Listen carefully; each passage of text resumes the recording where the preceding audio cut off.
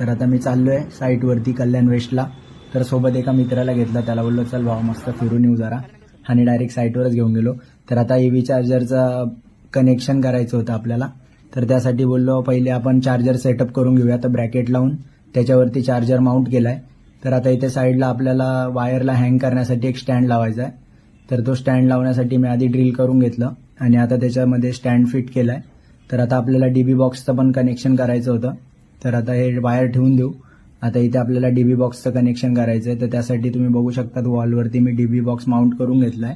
तर आता त्यामध्ये आपल्याला कनेक्शन करायचं आहे. जी काय मेन 4 कोर केबल आली आपली, कॉपर केबल येईल, तर याचं कनेक्शन करायचं आहे. तर आता यामध्ये अर्थिंगला आपण रिंग टाईप प्लग लावून क्रिम्प करून घेऊ आणि आता याला बॉक्ससोबत कनेक्ट करायचे आपल्याला. आणि बाकी जे काय वायर्स आहेत त्याला आपल्याला पिन टाईप प्लग लावायचे आहेत. तर ते पण मी आता RYB आणि न्यूट्रल हे सर्व क्रिम्प करून घेतलेत.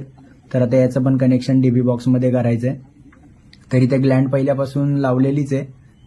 तर त्यामध्ये आपल्याला फक्त इन्सर्ट करून ती टाईट करायची आहे, जेणेकरून कनेक्शन एकदम प्रॉपर राहील. तर आता याचं कनेक्शन मी करून घेतो फेज सिक्वेन्स वाईज. तर हा SPD बॉक्स आहे. तर यामध्ये 4 पोल MCB आणि एक RCBO पण लावलेला आहे, जेणेकरून प्रॉपर प्रोटेक्शन प्रोव्हाइड होईल. तर याचं कनेक्शन झालेलं आहे. आता मी इथे सर्व डेमो देतोय क्लायंटला की चार्जर कसा ऑन करायचा आणि कशी चार्ज करायची गाडी. तर तुम्ही बघू शकतात. आता आपण यांना चार्ज करायची कशी ते गाडी दाखवून देऊ. तर गाडीचा मॉडेल एकदम मस्त आहे, मला तर गाडी खूप आवडली. तर आता यांना चार्जर ऑन करून दाखवलंय मी चार्जिंग कशी होते. तर आजचा ब्लॉग आपला इथेच